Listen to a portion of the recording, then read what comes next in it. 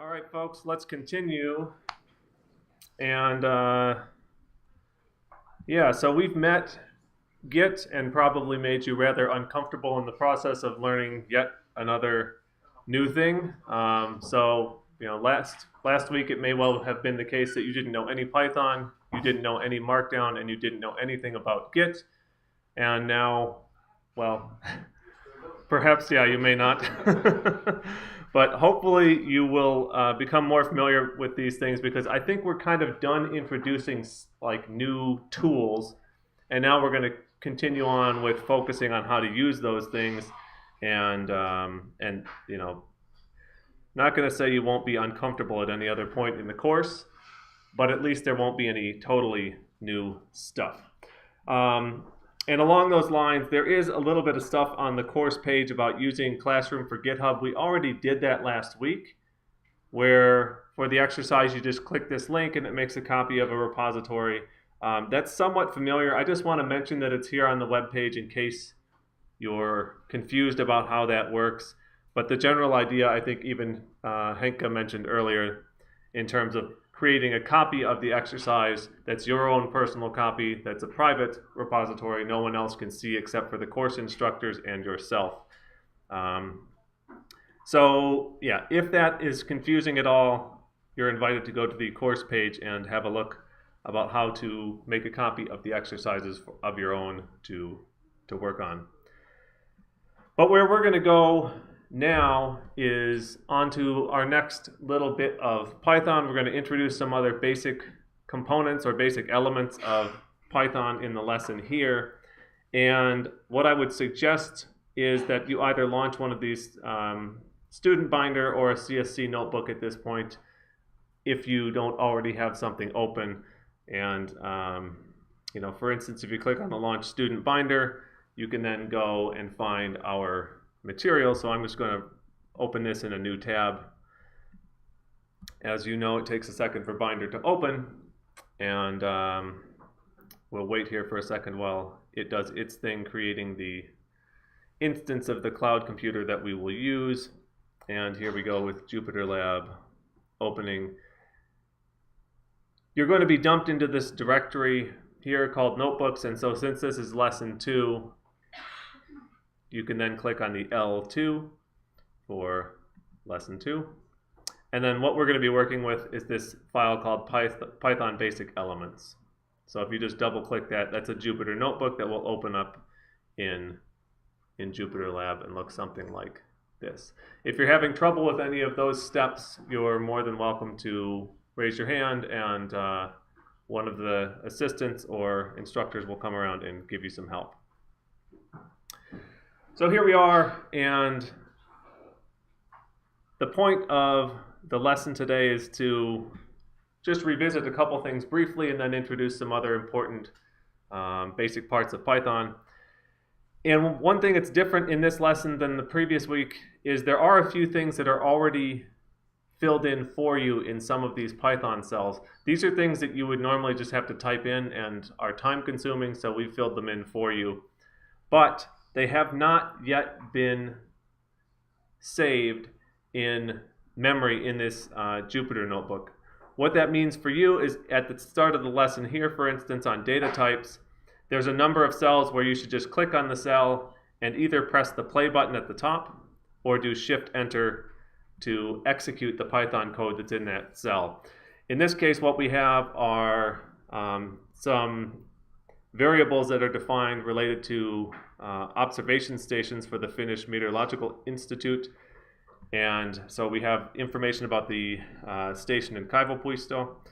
And I'm just going to press Shift-Enter for these 5 cells. The Python code that's there is going to execute and then store these values in memory. So for instance here, just to remind you, what we have on the left side is a variable. So in this case, the first line is station name is the variable. And then we're assigning station name the value Helsinki Kaivopuisto. There's other values, of course, that are here too, but this is basically just assigning a value to a variable, and this is something that we did already last week. So once you've gone through and then run those 5 cells, we can go here and just use the type function once again to remind ourselves about how to check what kind of data we have in different variables. So for instance, we can do type and station name. So this is one of the first variables that was in the list of cells you've just run. And if you do type station name and press Shift Enter or press the play button, you should see it comes back as str, or a string variable. This is a character string, and that's consistent with what we see here. We have some variable that's in quotation marks, and the quotation marks indicate that that should be taken as a character string and not tried to be interpreted as numbers or something else. And we can check some of the others because we have different data types. We could do type for station ID. It's just another one of the variables in the list.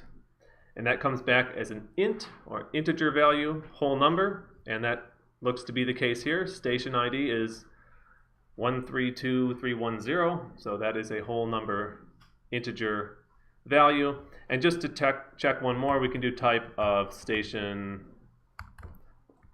lat. So the latitude of the station. And when we check that, it comes back as a float, indicating floating point number or a decimal value. So this stuff is hopefully somewhat familiar. These are things that we did last week already, and hopefully you remember at least part of what we talked about last week. So another thing I just want to mention here is we kind of snuck it in last week, this variable naming style that actually I prefer. We had one example of this pothole case variable naming where you had like different words separated by an underscore. This is another one called camel case because you put a capital letter every time you have a new word in the variable name. So for instance, station name, the S might be in lowercase or capital. That's kind of your preference. But then name has a capital N to indicate that there's a new word there. It makes it relatively easy to read and keeps the variable names a little bit shorter than the pothole case naming. But that's really kind of, everybody has their own preference. The important thing is that the name of the variable has some meaning, and you don't just look at it and say, you know, S equals Helsinki Kaivopuisto, because who knows what S might stand for. There is actually this kind of good practices how to do and what kind of format you should write things, and Python actually maintains these kind of like how should you define variables, what kind of format you should do. It's pep8 is the name of that. We might, I don't know if we have at the moment the link for that one, but you can maybe find that one. So there is style guide for Python code, and this is a good place, especially if you continue doing programming. So kind of there is way people have figured out that these are good way of doing things. So it's a good place, especially when working together with many different people. So agree that let's use this pep8 guide style so that you write similar kind of code everyone, which is a good thing. Yeah, there's even section here about naming styles and all kinds of different things. So if you really want to get into the details of how to do things in line with what the Python developers would like you to do, we can put a link in Slack or put it on the webpage somewhere so that you can find your way back to this pep8 document. So so the camel case thing, you know, we'd recommend that you choose either the pothole case or camel case convention for variable names, but that's up to you which one you prefer. So the last thing, just as a review from last week, is just to remember that the reason we care about data types at all is because some of them are not compatible with one another. So if we do station name plus station ID, for example, and try to run that, then we get this type error that comes back that essentially just says that you cannot combine a number value with a station name as a string plus an integer value. Python doesn't know what to do with that.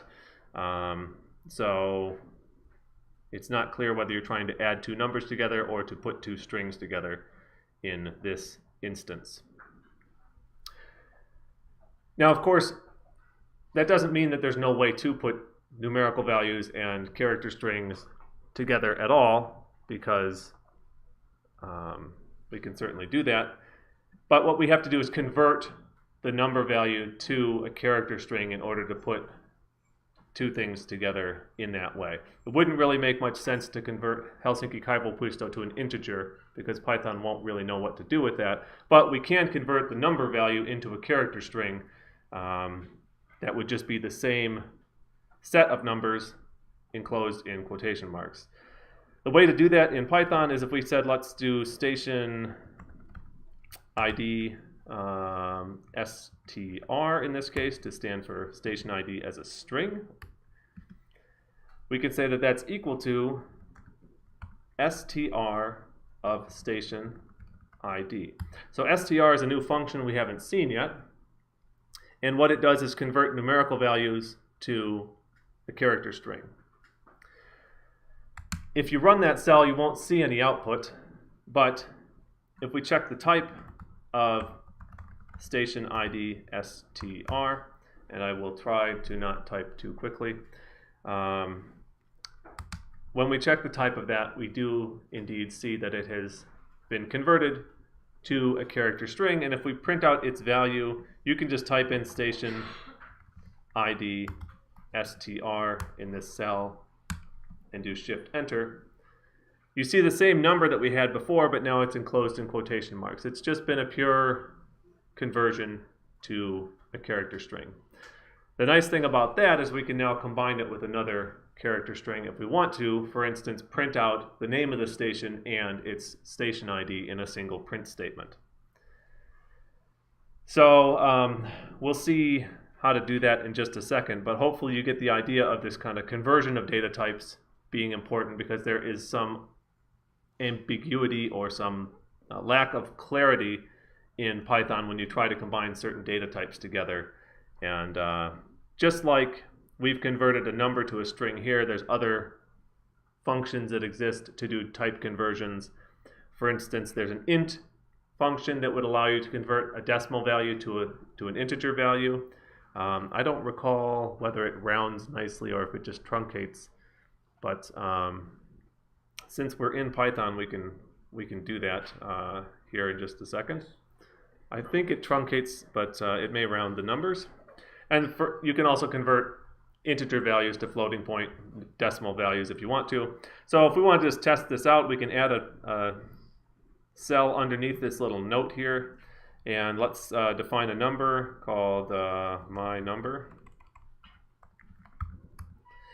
and let's say it's equal to 3.6, and so that should be a floating point value.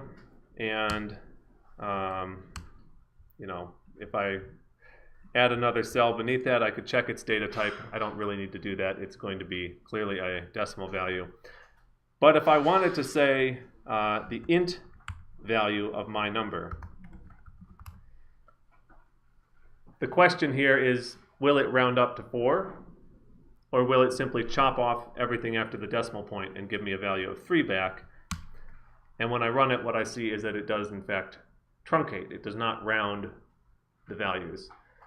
There are functions for doing rounding and other things like that that we'll see potentially later in the course. But this is just an example that you can do other kinds of type conversions, but you do have to be a little bit careful. You could have my number be 3.999999999, whatever, and if you convert it to an integer, it's going to chop it off and it's going to be 3.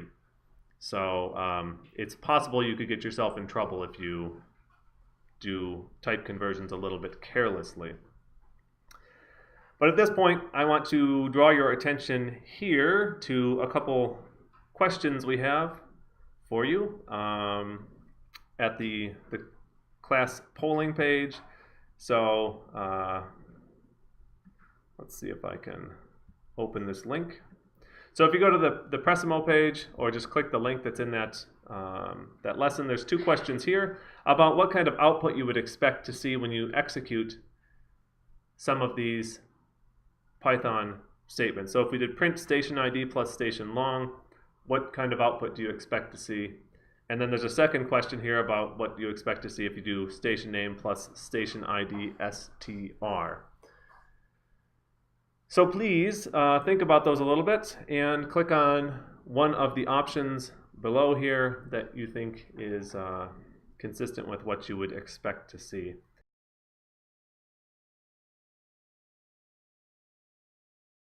All right, so that's pretty good. There's 40 people that are on the page right now, and if we've got 35 responses, I'm pretty happy with that. Yeah, so if we did this print statement with the values we defined before, station ID is an integer value.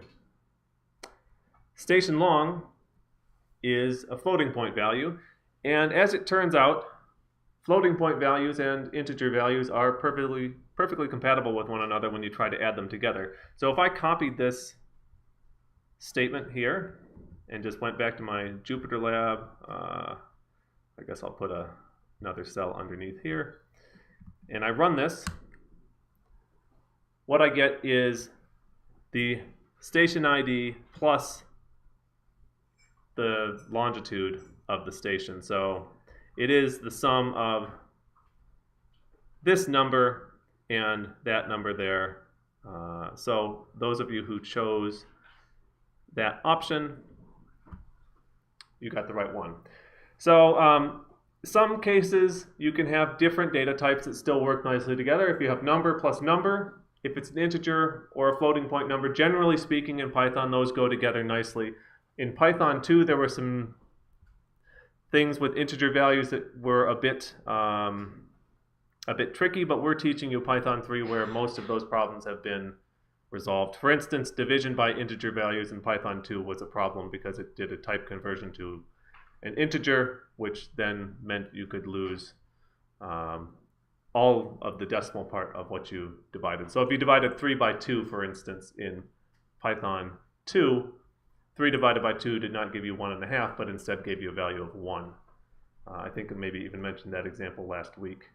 Yeah, and while we are even discussing about Python 2 or Python 3, most of the development in Python in general is already done in Python 3, but there are some kind of old school, well not old school, but some softwares that are still using Python 2. For example, ArcGIS, I don't know at the moment, do they still use Python 2 version, but at least they used to do it. So they are still, you can meet up softwares with Python kind of integrated into the systems that are working with Python 2 still, although they are now shutting down the upgrades of Python 2 in 2 years or so. So it is kind of, that life is ending, but still there are softwares with that one. Yeah. So now we have up the results for problem number 2 that we considered here, question number 2 in the set, about what would happen when you combined station name with station ID str. And there's still maybe a few responses coming in, but I think the overwhelming majority here has selected Helsinki Kaivopuisto 132310, and that in fact is the correct answer. Station name is a character string. Station ID str is also a character string. And although you might not think you can do any kind of mathematical operation with character strings, in Python, one thing you can do is add them together. And what it does is it just takes the first character string and literally adds whatever the next one is immediately afterward. So if we go back here just to demonstrate that, I will add another Python cell here, paste in what that command was from this example, and sure enough, you see Helsinki Kaivopuisto 132310. So that is a nice shortcut to be able to combine strings in Python. If I tried to do any other operator here, like minus, we get a type error. because it's not clear what should happen when you try to subtract one string from another one. Multiplying two strings together doesn't work, and dividing strings also doesn't work. As you can imagine, if you try to do exponents with strings, that's also not going to work. The one I'm even a little bit hesitant to show, but the one thing you can do with multiplication in strings is you can repeat the string a certain number of times using multiplication. So if I did 3 times station name, that does work. It just prints the station name 3 times in a row. So for instance, if you have made some fancy program where you want to have a nice line of like 80 asterisks in a row or 80 dashes to like separate some output from the screen, you can do things like 80 times dash, and it will print a nice line of dashes. So if you want to sit there and draw some nice ASCII artwork, you can figure out ways to make nice flags and things like that using some of these tricks in Python. In fact, we had an exercise before that the students just really didn't enjoy that much. I don't think that one's going to stick around anymore, but let's see, it's an extra task for exercise 3, so let's see if you still keep it there. Yeah. I think it's a nice nut to crack. Yeah, it's fun, but yeah, we didn't get the most positive feedback about that exercise. Okay, so yeah, so now you've seen a little bit of how we can play around with some of the different data types, how we can combine 2 strings together, for instance. We can also do things like combine text and numbers as long as we convert the data properly. So we added Helsinki Kaivopuisto, which was the station name, to station ID str. So we've already seen an example of that. We could do something like station name and ID if we wanted to have some nicer looking output, and say that's equal to station name plus, we'll add in here a colon and a space inside some quotation marks, and then we'll add in our station ID, and I'm going to remember here that station ID is a number, so I'll convert that to a character string, so str of station ID.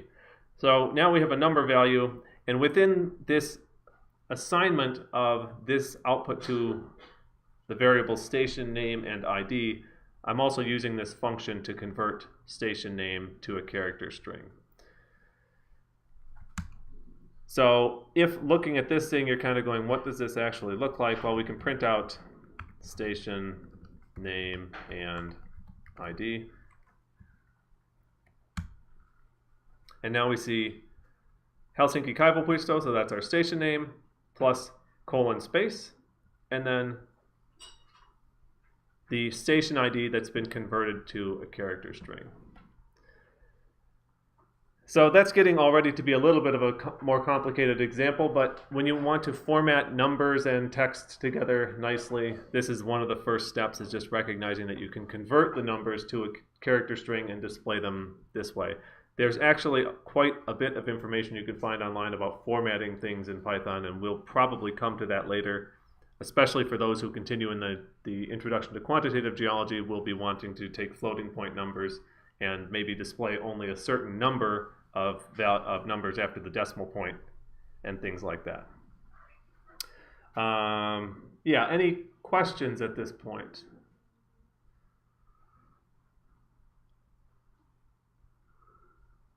Okay, so then let's move now to something totally new.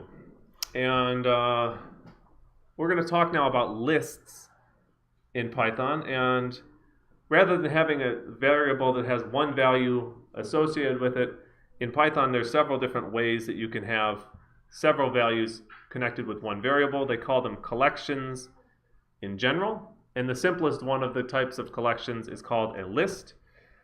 So you should see a cell here under this section titled Creating a List that has station names with a bunch of values in it separated by commas. Again, this hasn't been run yet, so you'll have to click on it and do Shift Enter. That's going to define a variable called station names that has a bunch of stuff associated with it. And so if we print out station names, oops, and do Shift Enter, you should see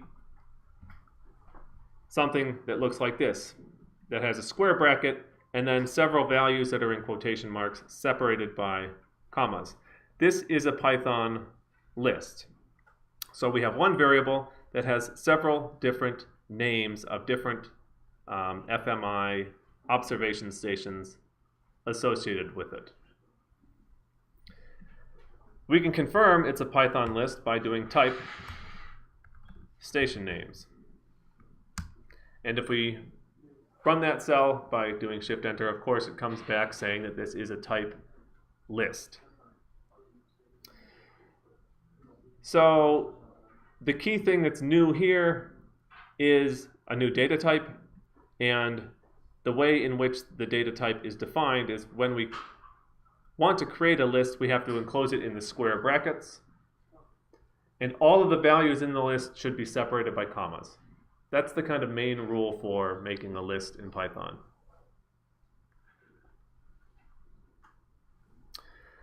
Once we have this list defined, we need to move to the next thing to consider with the list, and that is how do we refer to individual values within this list or within this collection of names. So we have these 4 different station names. How do we reference each one of them individually? To do that, we need to use something called an index value, and index values are probably one of the things that I guess I would say seem to cause the most trouble in the course in terms of understanding. And then once you understand it, it's sort of like you question why you were confused about it to begin with, because it's somewhat, in some ways it's obvious, and in some ways it's sort of somewhat abstract.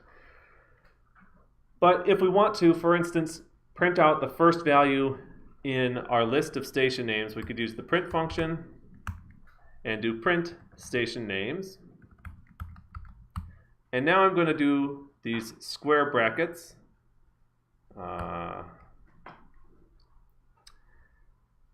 And say I want to print out the first one.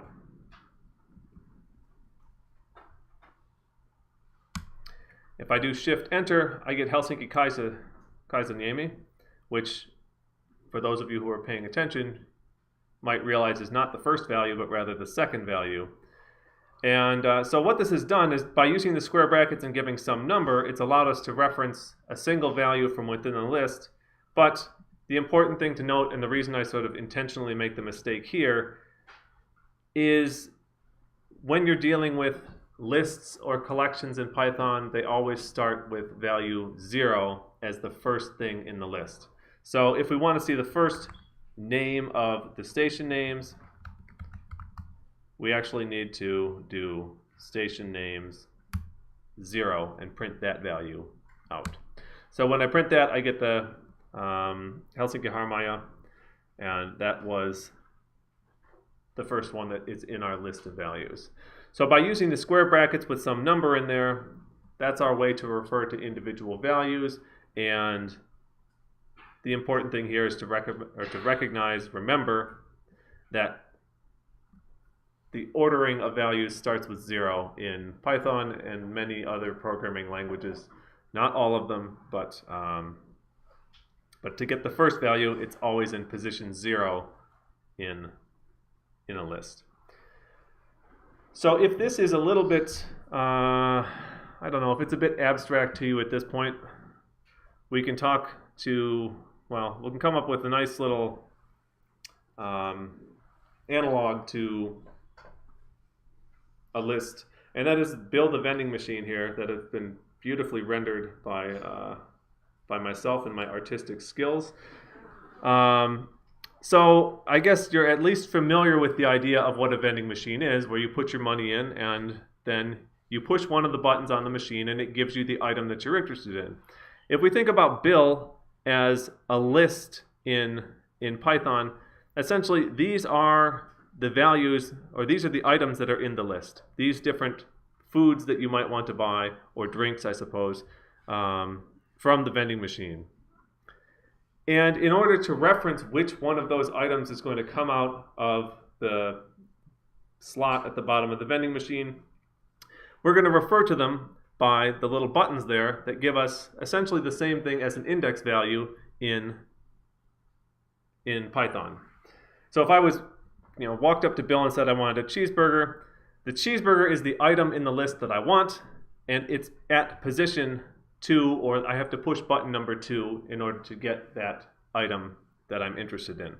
Same thing goes in a Python list. If I want to refer to a value in the list, I need to think about it as like, which button do I need to push on the vending machine to reference the item that I'm looking for in that list.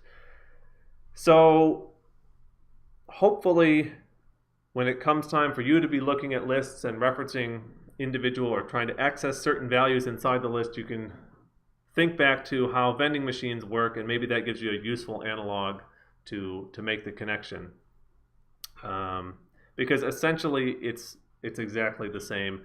Vending machines don't normally start at 0, but otherwise, if you had a really simple 6-item vending machine, it might very well look like, well, abstractly like this.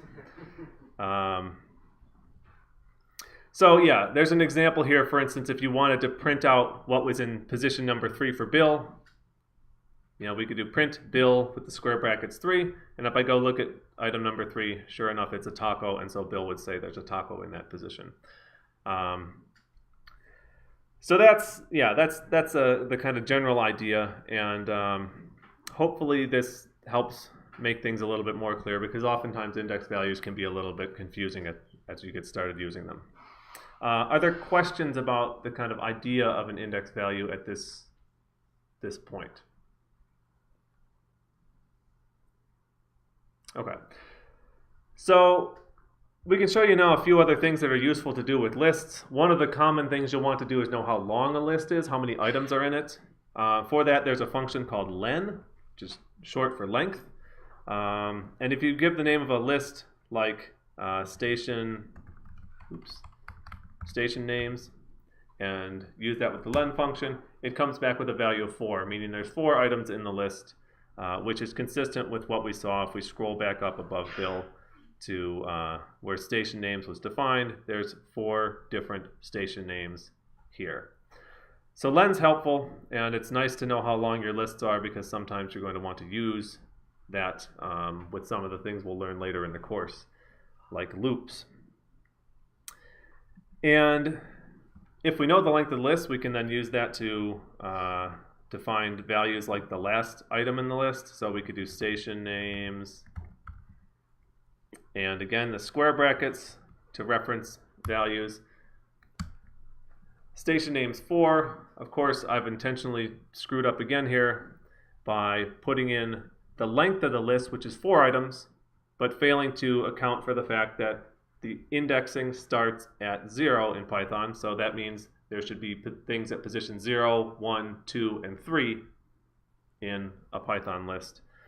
And maybe some of these things are sort of obvious, but these are very common mistakes that people make. So if you want to find the last item in the list, it would be the length of the list minus 1 for its index value. That's not very convenient. And it turns out in Python there's a little trick you can use to find the last item in the list without even knowing how long that list is.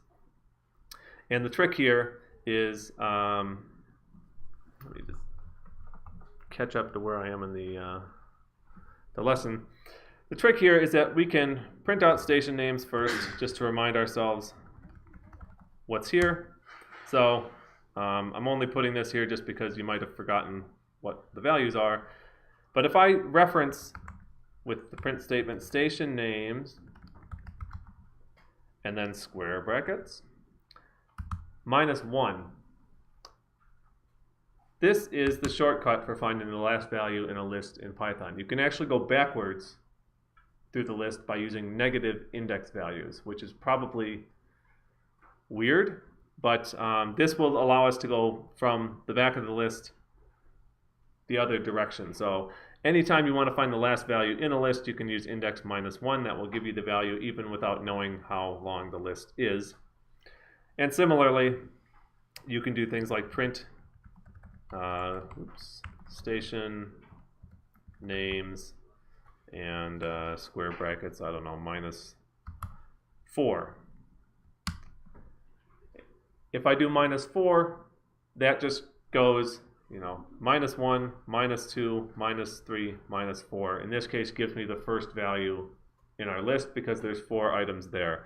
You'll notice that the number here is 1 greater than we were able to go to before. Like if we tried to do station names at position +4, it gives its index error. If we do station names -4, it gives the first value in the list because we're starting from the bottom and going up, going backwards through the list. And you can screw things up, like if you try to do print station names and put in here, you know, something like -5. It doesn't start over at the bottom of the list again. It gives you an index error, which says you've gone above the first value in your list, going backwards.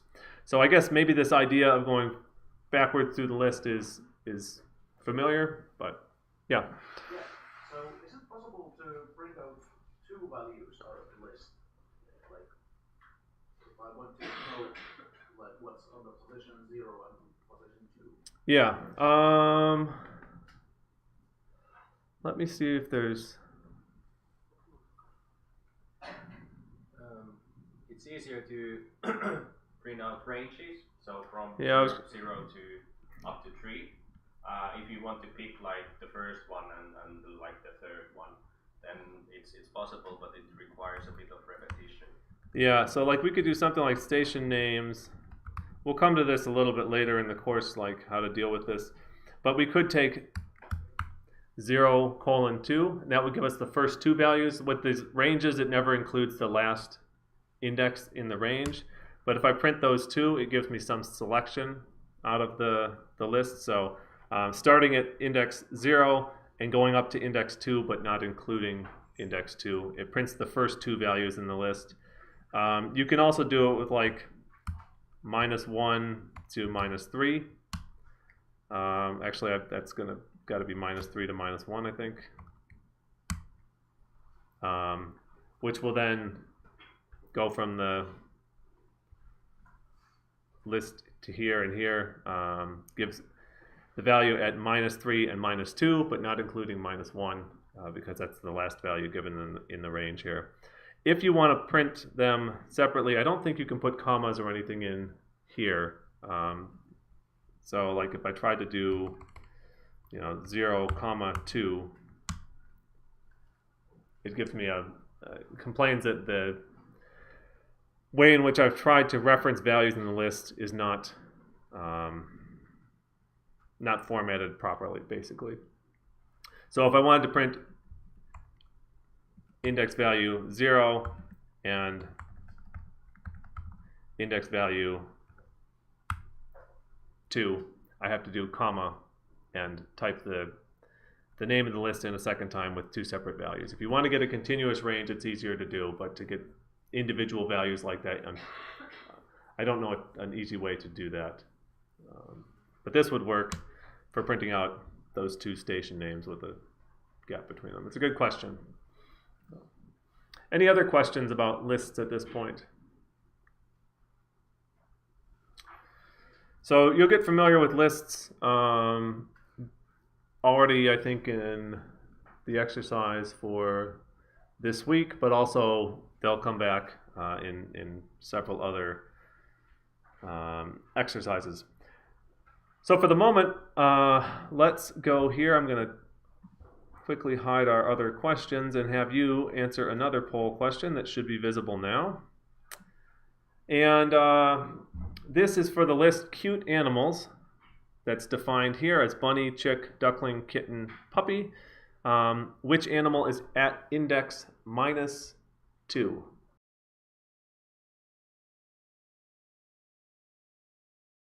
Okay, so yeah, 39 responses so far. That's pretty good.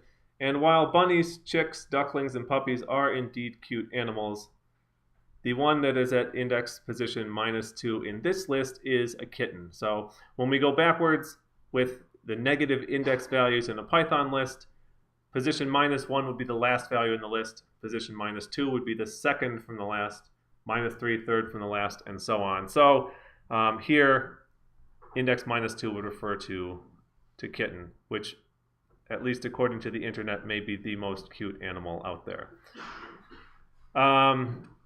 All right, so a couple other things we can do with lists here is we have another list that's defined here in this section titled Modifying List Values. A good thing about lists is that you can change the values that are in a list once it's created. So it's called, if you want to use the fancy word, called a mutable variable. And that means that it's able to be modified once it's been created. So we have station types here, and these are the station types that correspond to the 4 observation stations that were listed earlier in the list of station names.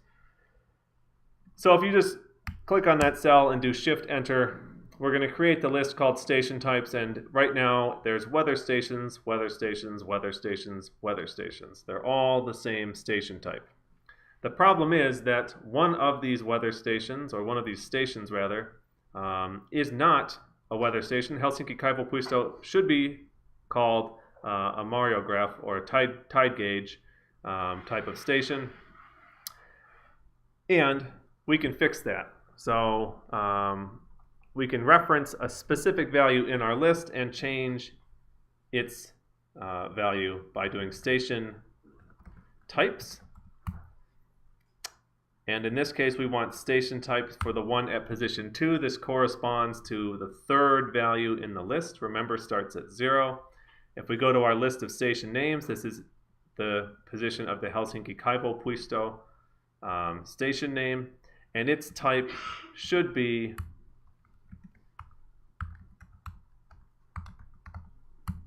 replaced with Mariographs. So if we run that cell now, we could go ahead and even add another Python cell if you just want to confirm things here. Print out station types once more. And if you print out station types, you now see weather stations, Mariographs, weather stations. So that's consistent with the data that's available from the Meteorological Institute, that the other sites or other observation stations are weather stations, but in Kaivopuisto there is a tidal gauge station. Now, the next thing we can talk about here, since we know that we can modify lists, is the types of data we can store in a list. And this is actually kind of an interesting thing about lists in Python in general. We can define a list here like this information about the station at Kaivopuisto. So we're going to make a variable called station Hel Kaivo. And in that, we're going to have station name, station ID, station lat, station long, and station type. These are actually the 5 variables we defined at the start of this lesson, which were the station name, ID, latitude, longitude, and type for the Helsinki Kaivopuisto station. We can make a list with all of this data that now gives us one place where the information about the one station is available in a single list. So again, do Shift-Enter to run that cell, and now we get a list that has Helsinki Kaivopuisto as the first value, and then some other numbers about the station ID, latitude, longitude, etc. in the other places. If we check the type of station Hel Kaivo, it's of course a list. We've just created it, remember, with the square brackets. But if we go to individual values in that list and check them, if we do type of station Hel Kaivo, and then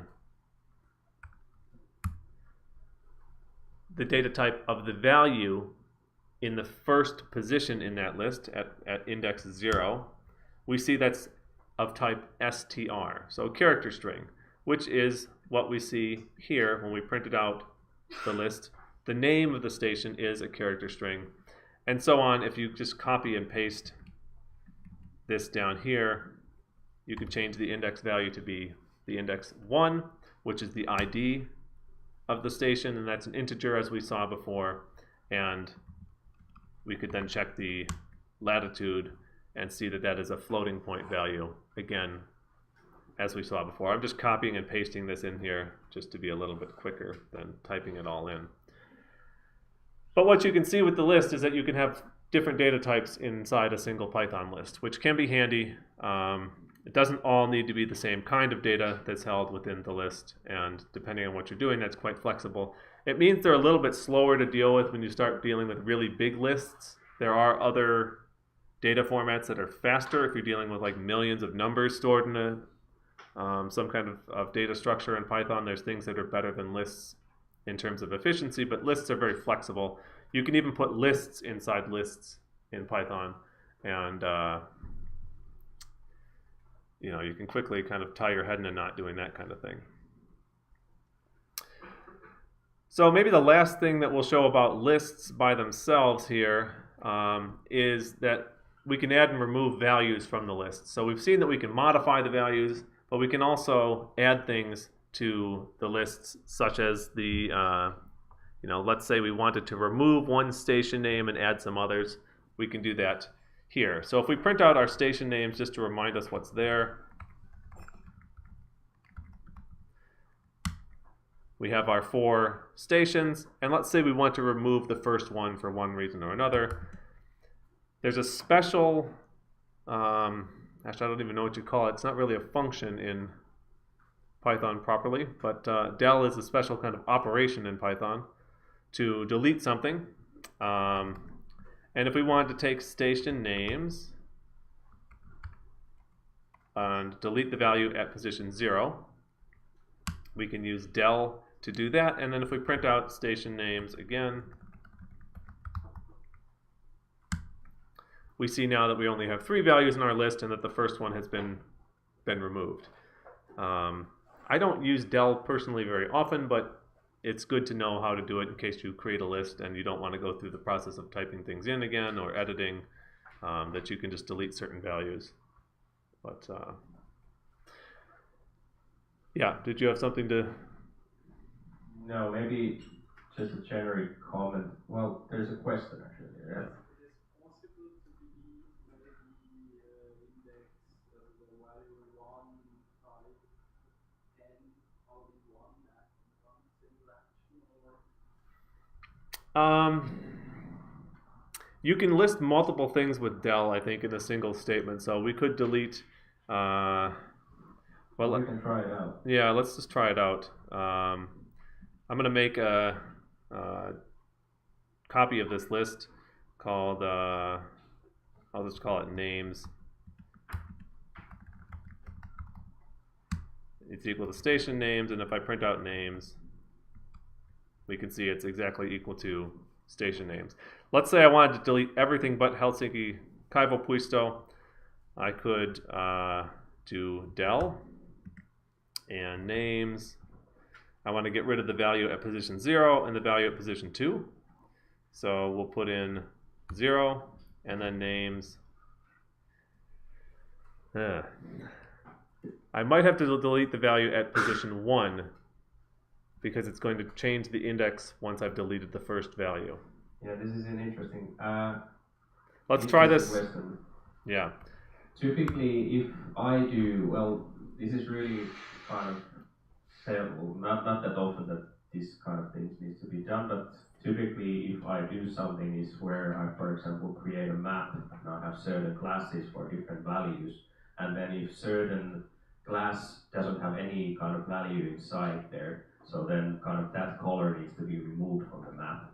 So in that case, typically how it needs to be done is that I need to reverse the list like the other way around. So when I start deleting stuff, I do it like from the bottom or the end of the list kind of, and then do it that way. Yeah. So if I try to del names 0 and names 2, I get actually a syntax error. Comma. Do you need to put comma there? Okay, yes.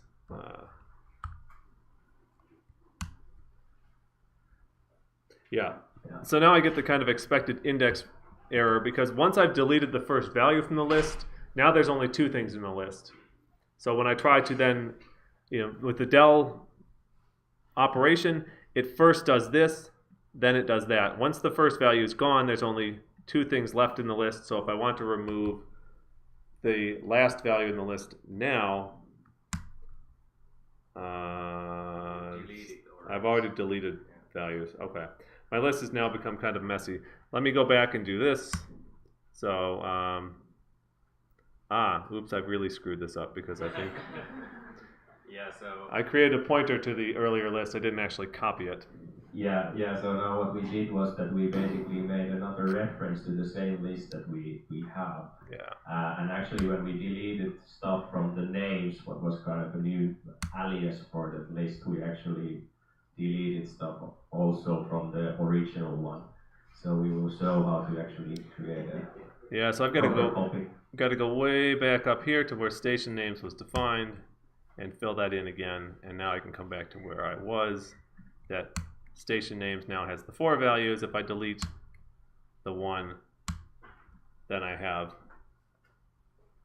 the 3 like we had before. And getting back to the question then, if I want to make a copy of the list, is it .copy in? Put it inside a list. I think that should work. Or does it? I don't know.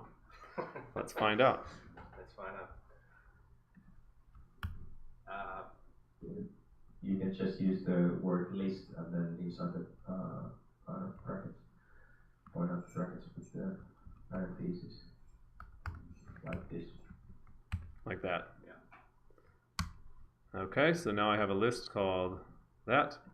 And if I do this now, it doesn't return any output, but if I print out, I'll add another cell so I don't delete things again. If I print out the value of names, now I have removed the first and the last value, so I'm left with Helsinki Kaivopuisto. Again, it's not something that you do terribly often, which is probably evident from the fact that I didn't know how to do this. But it is possible to remove more than a single value at a time. Normally, do we have the station name still in the? Yeah, that's a good. Let's see if we do station names list. So that list, so in doing this using the list function, it created an actual copy. Before it just created a reference to the list, so that when I deleted values from names, it also removed them from station names, as Henrique said. So we can do removal of values like we've just shown. We can also add values to the list, but we do it a little bit differently. It's not add or something like that, but instead the name of the list. So station names dot append. And here, then we want to add Helsinki Lighthouse. And so we can append that. And station names dot append, and now we'll add Helsinki Malmi Airport, or Airfield, I think is the correct name of that station. Now if I add another Python cell down here and just print out station names, I see that I have Kaisaniemi, Kaivopuisto, Kumpula, Lighthouse, and Malmi Airfield. So this dot append is the way that we can add values to a list in Python. That brings us here to the section about the concept of objects. So Python is an object-oriented programming language, which may or may not mean anything to you. If you've taken the introductory programming course in Java, then you would also be familiar with the idea of object-oriented programming. I think in the interest of time, we're maybe not going to go through all of this part of the lesson, but you can find it on the course webpage. I'll show you a few things and just talk about the general idea of an object briefly. And the idea here is that when we create a variable like station names, it is a Python list, and lists in Python have a certain set of functions that work on lists that are built into the data type called a list in Python. So I won't take you through this bad example of methods. When we talk about, if we want to use the proper terminology, when we talk about functions that operate on a certain data type, they would be called methods. And with Python lists, there are a number of different methods that you can use to do things like add data. So that .append is one example of a method for a Python list. But not all other data types would have a .append function built in. So like if you had an integer value, you can't append anything to an integer because it is not a collection, it's just a single number, and append doesn't really make any sense. With a Python list, append is a logical thing to do if you want to add values to the list. So there are these kind of built-in functions that we can call methods for certain data types that exist. And there are also, in some cases, things called attributes that are values that are known about the data type when you create it. So for instance, I don't think there are any attributes I know of for a Python list. But for other data types, like when we get later in the course, we're going to deal with this with NumPy, which is a numerical Python library. In NumPy, there's a data structure called an array, and that's used to store values of a single data type. When you create an array of numbers in NumPy, for instance, it knows when the array is created how many values are in the array. And so that is one of the attributes, is the size and the dimensions of the array. Those are things that are known when the variable is defined. For arrays, there's also a series of other built-in methods like min, which will allow you to find the minimum value in the list of numbers, max, which allows you to find the max. You'll get some practice with that stuff as we go later on in the course. We're not going to get super into object-oriented programming here, but just to be aware that some data types have these built-in functions called methods that can calculate things for a certain type of data. Yeah, we basically may use word method and function, and basically we are meaning the same thing in here. The only difference with method is that method is part of a class, which is an object, which you don't really need to care about at this point. Yeah. You may see it come up if you're looking around on Google or something like that, trying to figure out one of the exercises. You may come across references to methods, and they're going to refer to functions that are built in for certain data types. So things like with station names, there is a method called count. And what it will do is it will count the number of occurrences of something in the list station names. So if I put in here Helsinki Kumpula, what this does is it looks through the list and say, how many times does Helsinki Kumpula appear in the list? And when I run this, it comes back as 1. That makes sense because if we go back up to where we defined station names, Kumpula was here, and it's only there 1 time. If I put in something else like Helsinki Oulunkylä and do station names.count, it doesn't find anything for Helsinki Oulunkylä because it doesn't exist anywhere in the list. Another thing that's useful to be able to use with these lists is if we do something like station names dot index and then give some value like Helsinki Kumpula.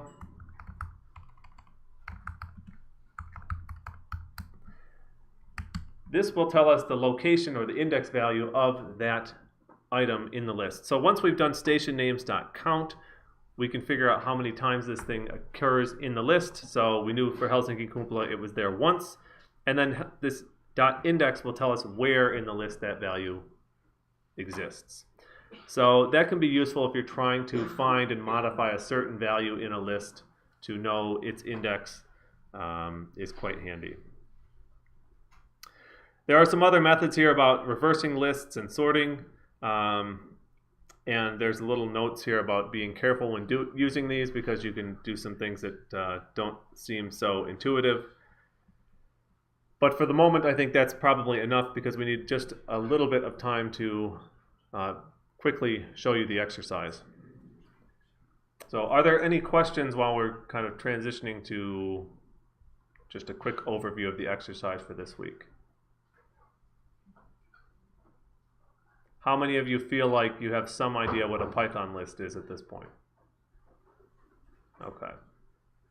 So you'll get more practice with that in the exercise. How about, how many of you feel like you have some idea of what a method is? Okay, yeah, very many fewer. That's okay, because we'll get more time experiencing and using these things. Once you know the idea of a method, once you know the idea of an attribute, we'll learn other things in Python that will use those, and you'll have chances just to kind of refresh your memory and build upon what you know. Yeah, when we go on, these are basically the building blocks that you will learn and how you actually start building your programs. Yeah. So these things might seem pretty kind of maybe even stupid and simple what we do, but these are really necessary so that we can actually start doing some real things. Yeah. So here we are in exercise 2. I just clicked on the link to just show you what the exercise looks like. And I'm going to open up the Jupyter notebook for this exercise and zoom in a little bit. Maybe make that a bit easier to read. Okay, so for this exercise, there's 3 problems. There is a problem 0 here, which is to first actually make a copy of your exercise repository using Git, like we saw in the first half of the lecture today. The first problem, once you've got your copy of the exercise, is to take a look at this code here in this problem 1 answer section. What it does is it's supposed to print out the time or number of years that these different observation stations have been working in, well, just number of years that they've been operational, essentially.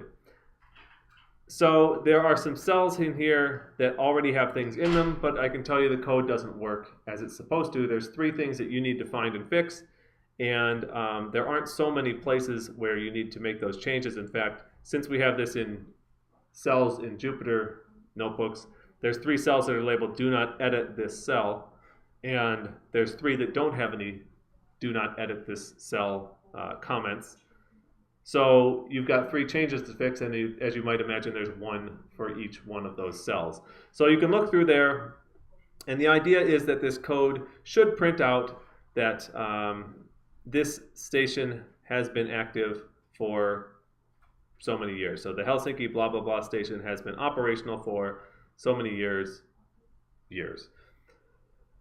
That's the goal, is basically to fix those 3 things, and each time you find something to fix, we ask that you add a markdown cell above the cell where you made the fix and put in the text code change so that we can see what you fixed, and just describe what you changed in that cell. We'll be able to see how the code has been modified, but just to see your description of what you changed is helpful for us, making sure that you understood what you're doing. That's the essence of problem 1. Problem 2 involves creating a new Jupyter notebook. So you're going to create it, and then you're going to have to save it to GitHub using Git. And in this case, you also have to write some code to do a different kind of problem, and that is that what we have here is a table of average monthly temperatures from the Malmi airport in Malmi, and each one of the months has a corresponding average temperature for it. You need to create a bit of software that says the average temperature in Helsinki in March is -1, for example, if the user selects March as the month where they'd like to see that. For the other months, you should also then have the code work for all of them. So you're going to make a list of months, a list of temperatures, and then you'll have your code that you need to print out those things. Finally, I guess you also have to make a link to link to the other notebook to get some practice using links in Markdown. And then for problem 3, we're just asking for a little bit of feedback about the exercise, how things went. And so you'll add a section about problem 3 answers, and then you can say what did you like, what did you dislike, and what would you change about the exercise. And then just for fun, you can add in a picture of an animal that you like to get some practice using Markdown and how to insert images, because that's something that you may want to do from time to time. So we've listed a couple places where you might want to look for images where there's nice licensing information available so that you're not improperly using someone's images. Since you're putting it on GitHub, it is essentially shared. Well, these are private repositories, so no one would really see, but potentially there could be license concerns if you're taking someone's images and using them in a form that's not consistent with the licensing for that image. So that's the exercise. Are there any questions about the exercise or anything like that? If not, then I think we can kind of stop. If you have questions and you'd like to come down to talk to us, we'll be here for a few minutes. And yeah, thanks for your attention.